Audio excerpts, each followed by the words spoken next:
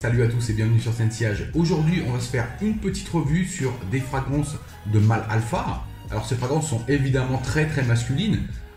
Ceux qui ne sont attirés que par les fragrances sucrées, les trucs un peu faciles à porter pour une moyenne d'âge de 20 ans. Je pense que cette vidéo ne sera pas pour vous, mais évidemment, vous pouvez vous y intéresser parce que vous allez devenir des vrais mâles alpha au final. Donc, cette vidéo, on va la faire. Avant de ça, je voulais vous faire une suggestion. Une idée m'a été soumise par un abonné qui s'appelle Luigi, que je remercie. Il m'a demandé si j'avais un groupe Facebook. Alors je lui dis que non. Je lui dis mais pourquoi un groupe Facebook? Il me dit ce serait pour parler de parfum, de choses comme ça. Donc un peu comme à Bruno de la chaîne Parlons Parfum pour Hommes. Donc voilà, moi je vous soumets l'idée. Moi l'idée m'a pourquoi pas. Je me suis dit pourquoi pas. Alors, est-ce que ça vous intéresserait que je fasse un groupe Facebook qui serait un groupe privé on fait entrer les gens et puis voilà, après on va pas faire entrer n'importe qui, mais que des gens qui sont un peu dans les parfums, qui aiment ça. On pourrait partager ce qu'on met la journée, nos sensations sur les nouveaux parfums qu'on essaye, des choses comme ça. Donc tourner basé autour du parfum. Est-ce que ça vous intéresse que je fasse un groupe comme ça? Après, je sais qu'il y aura probablement des gens, parce que j'ai beaucoup d'amis dans le monde qui sont dans les parfums, donc il y aura peut-être des gens aussi qui parlent en anglais, ce qui n'est pas une mauvaise chose d'avoir quelques posts en anglais aussi. Avec les traducteurs maintenant, c'est facile de comprendre, et puis ça vous permet d'avoir aussi les opinions de gens qui ne vivent pas qu'en France, et c'est très bon pour l'anglais en fait aussi. Donc voilà, je voulais savoir si ça vous intéressait que je fasse un groupe Facebook. Donnez-moi vos réponses dans les commentaires. Donc on va y aller avec ces 10 fragrances mâle alpha. Alors le premier, je ne l'ai pas mis dans la liste en fait. Donc il y aura 10 parfums. Le premier c'est évidemment Dior Fahrenheit. Vous savez que moi c'est mon parfum préféré. Alors même si dans la revue que j'ai fait de Fahrenheit, j'ai dit qu'il pouvait être unisexe, c'est un peu... je veux dire, mon opinion n'est pas tellement objective vu que j'adore tellement ce parfum que... Alors c'est vrai que c'est un parfum qui fait vraiment très masculin, mais en fait j'ai dit ça parce que je l'aime tellement que sur n'importe qui j'aimerais que ce soit une femme, que ce soit un chien ou un alien, j'adorerais toujours Fahrenheit. Donc je l'ai pas mis dans la liste quand même, mais Fahrenheit, évidemment ça va avec d'essence, feuilles de violette, noix de muscade, cuir, lavande, enfin c'est un parfum mythique quoi. Dior Fahrenheit qui n'est pas dans la liste. Allez on y va. On commence le premier avec un parfum de chez Tom Ford, qui est un parfum tout simplement diabolique, et c'est Noir Anthracite. Alors Noir Anthracite a été créé en 2017 par Honorine Blanc, il est déjà discontinué. Ce parfum n'a pas trouvé sa clientèle, et c'est un peu, quelque part c'est un peu normal, parce que Noir Anthracite c'est un parfum qui est très boisé, très épicé, qui n'a aucune note sucrée, mais rien du tout, mais rien de rien. Hein. Et il est très épicé, avec ce poivre de Sichuan. Il a aussi des notes boisées, il a du cèdre, qu'est-ce qu'il a encore, du bouleau. Il a du cuir et du galbanum. C'est un parfum très épicé, très boisé, qui est très austère, qui est gothique. Mais c'est un très beau parfum. Il n'y a pas un parfum qui peut plus définir le côté mâle alpha en fait. C'est un parfum qui est sans compromis, sans rien.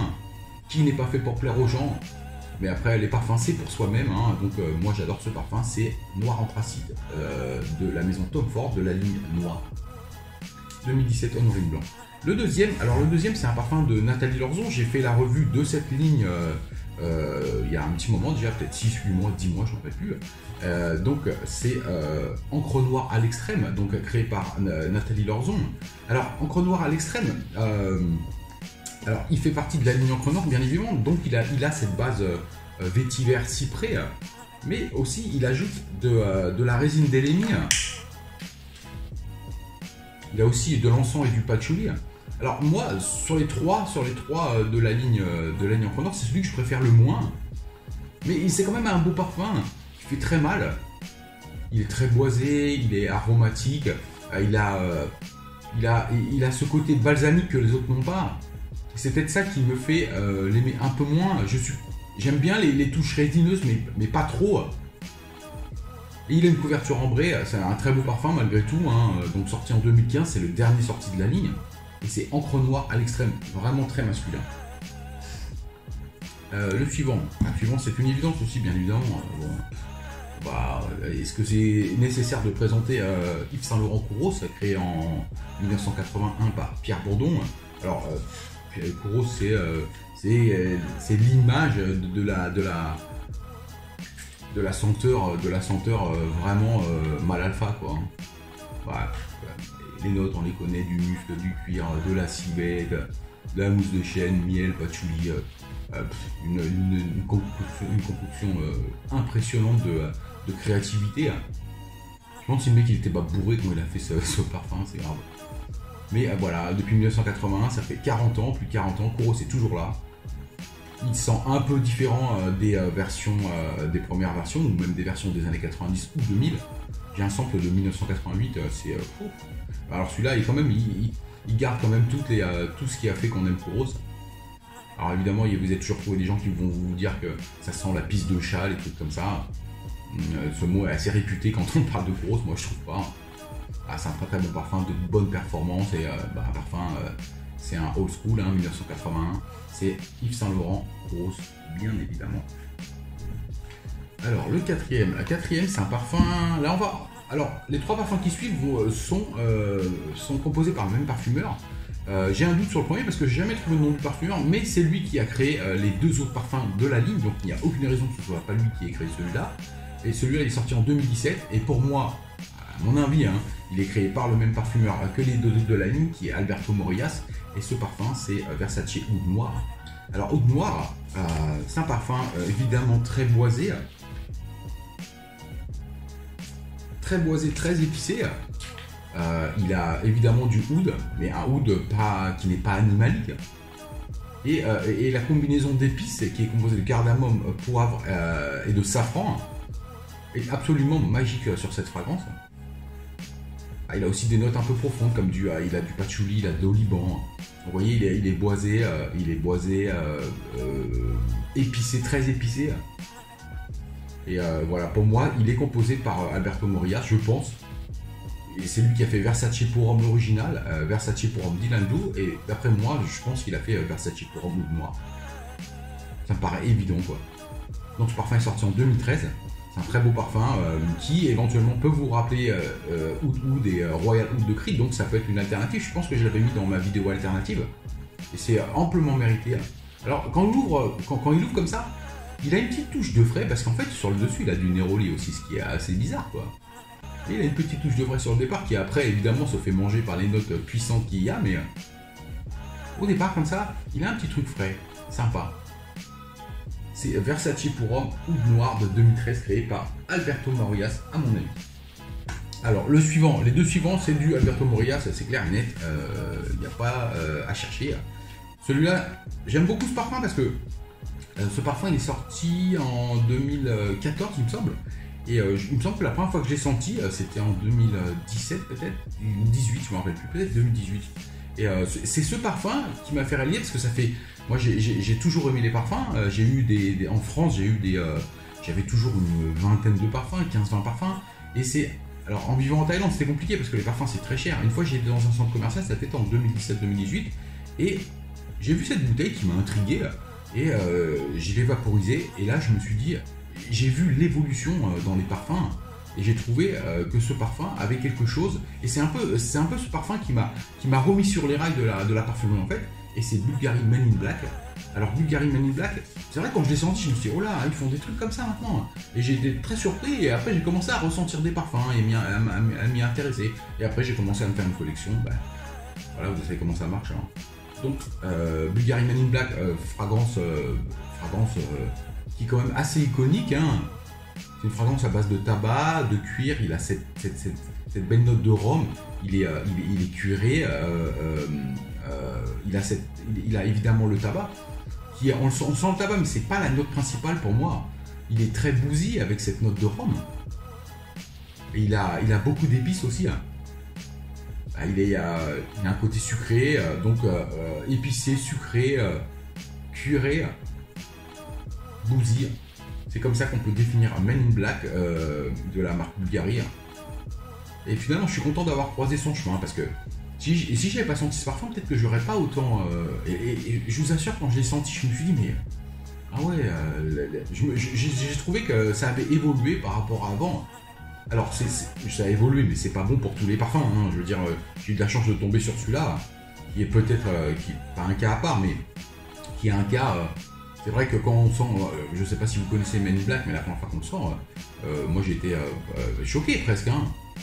Ah, c'est un très très beau parfum d'Alberto Morillas, donc sorti en 2013, Bulgari Men in Black. Et qui fait évidemment très très masculin. Hein. Alors, le suivant, c'est un Morillas aussi. Alors, celui-là, je l'ai présenté, j'ai dû faire une revue dessus, je pense. Donc, c'est un Morillas sorti en 2017 qui est déjà discontinué parce qu'il n'a pas trouvé sa clientèle, ce qui est un peu normal quand on connaît les parfums de cette marque et ceux qu'ils ont sortis au cours de ces 15-20 dernières années, qui n'étaient que des fragrances plaisantes, mass appealing. Et voilà, en 2017, il sort Gucci Guilty Absolute, qui n'a rien à voir avec les autres parfums de la ligne. Et je pense que les gens ont été traumatisés par ce parfum. Alors, Gucci Absolute, c'est un parfum cuiré qui a du cyprès aussi, qui est évidemment cuiré, aromatique, et qui a aussi des notes boisées, du patchouli, que des grosses notes. Hein. Ah, il a ce côté évidemment cuiré, mais cuir un peu huileux. Il a cette touche terreuse, animalique. Et il a aussi il me semble que sur la base il a du vétiver aussi. Donc cyprès, notes boisées, cuir, vétiver. Donc vous voyez la concoction que ça peut faire. J'avais vu une fois une revue de Steven de la chaîne Redolescence, qui est une des plus grosses chaînes américaines, qui disait qu'il avait été à un meeting de parfum une fois et il y avait Morillas qui était là. C'était il y a longtemps, ça. C'était quand il est sorti en 2017. Morillas était là et il a été le voir pour le saluer et lui dire qu'il était admiratif de son travail. Et il portait Gucci Absolute, qui n'était pas encore sorti en fait, ça devait être juste avant qu'il sorte. Et Steven lui a dit: mais qu'est-ce que c'est que ce parfum que vous portez, monsieur Morillas? Il a dit: c'est une de mes créations qui va sortir là dans quelques mois. Et c'était Gucci Absolute, donc parfum créé par Alberto Morillas et que Alberto Morillas adore porter aussi. Voilà, très très masculin, extrêmement masculin. Le suivant, donc il nous en reste 4. On en a fait 6, on est à plus de la mi-parcours. Ce que je vais vous présenter, alors par rapport aux autres fragrances, c'est plus des fragrances d'hiver, soirée, vous voyez, ce que j'ai présenté pour l'instant. Celui-là, c'est un parfum qui est plus de journée, qui a été créé en 1989, me semble-t-il. Et c'est Van Cleef & Arpels Tsar. Alors Tsar, c'est quelque chose d'autre, c'est quelque chose. Alors Tsar a beaucoup de notes, il a de la mousse de chêne, de la lavande, un parfum aromatique à l'ancienne. J'ai choisi Tsar pour un peu représenter cette catégorie de parfums qui est un peu old school, mais si on est un peu un ancien comme moi, c'est des parfums qu'on aime. Ouais, trop de notes, trop de vibes. Ah, il est boisé avec sa lavande, sa mousse de chêne. Il a vraiment de belles notes aromatiques et il a une touche de cuir aussi. Ah, c'est un parfum magnifique. C'est Van Cleef & Arpels Tsar qui fait super masculin. Extrêmement masculin. Alors ce parfum est là, en fait, dans cette liste pour représenter Gucci Nobile, Paco XS, Egoist Platinum. Tous les parfums qui sont un peu de la même ère et qui pour moi sont... alors Tsar, c'est un peu... c'est la représentation des parfums des années 90 pour moi. Voilà pourquoi je l'ai inclus dans cette liste et il est vraiment très très masculin. Extrêmement masculin, c'est une beauté. Discontinué malheureusement, j'ai eu cette bouteille pas chère, c'est une batch de 2011. J'ai eu en testeur, j'ai payé ça mais que dalle quoi, il y a 2 ans, 3 ans. J'ai dû payer ça à 30 €. Maintenant quand on voit les prix, c'est n'importe quoi. C'est Van Cleef & Arpels Tsar. Allez, on n'a plus que 3. Hop. Alors, le suivant, c'est un parfum que je vous ai montré aussi dans des revues. C'est un parfum créé en 2014 par Michel Almerac.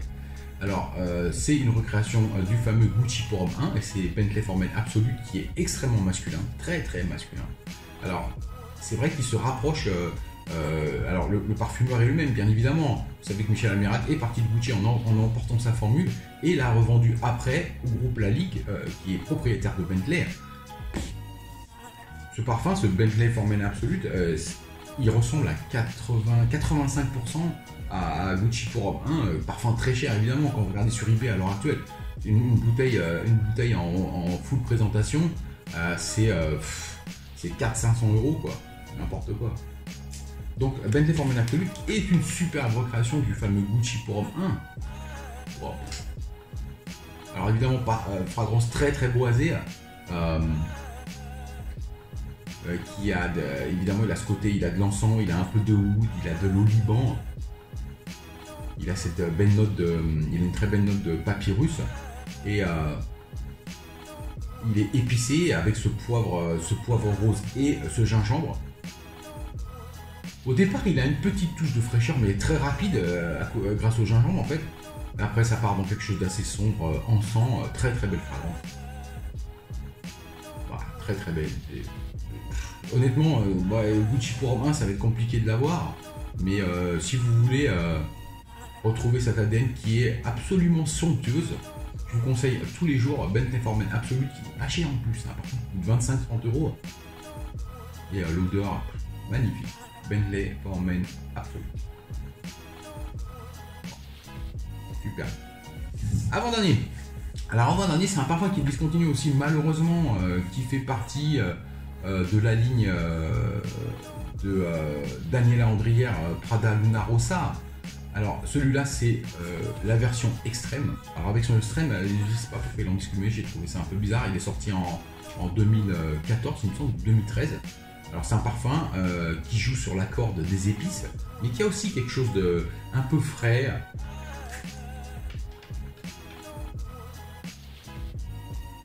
Alors oui, à l'ouverture, il a quelque chose de frais. Et après ça part sur beaucoup d'épices, il a une note de poivre qui est très très dominante.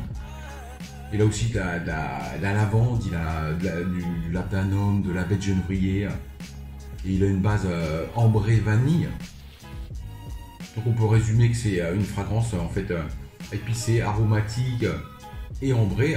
Et c'est une fragrance magnifique, de très bonne performance. Évidemment c'est une fragrance qui est plus automne-hiver.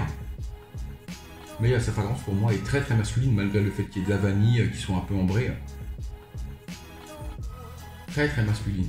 C'est Prada Luna Rossa extrême, donc composé par Daniela Andrière et sorti en 2013.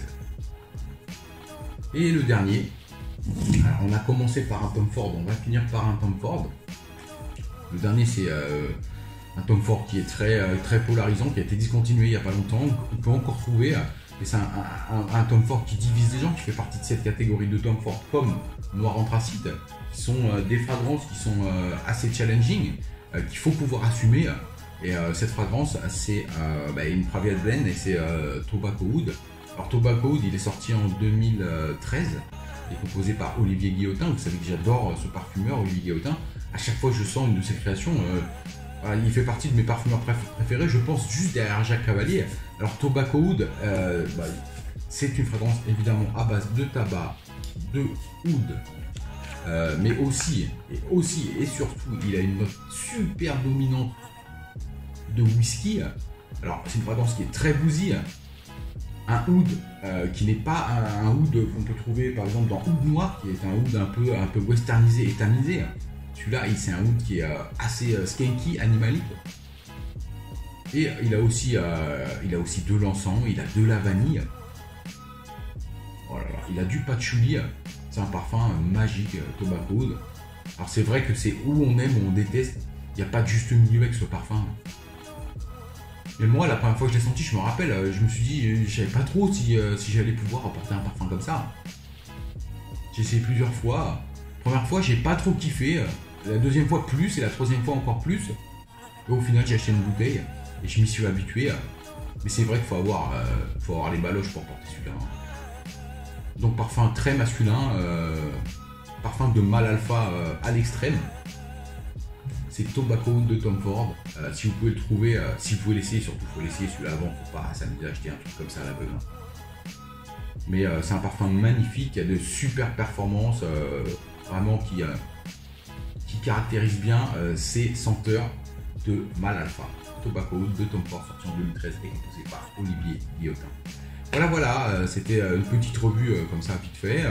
J'espère que ça vous a plu. Répondez-moi dans les commentaires si vous pensez qu'il faut que je fasse un groupe Facebook, groupe privé, où on sera entre nous et on parlera de parfum. Si ça vous intéresse, je le fais. Dites-moi juste, voilà, comme ça, et puis ça peut être fait très vite fait, hein, donc il n'y a pas de problème.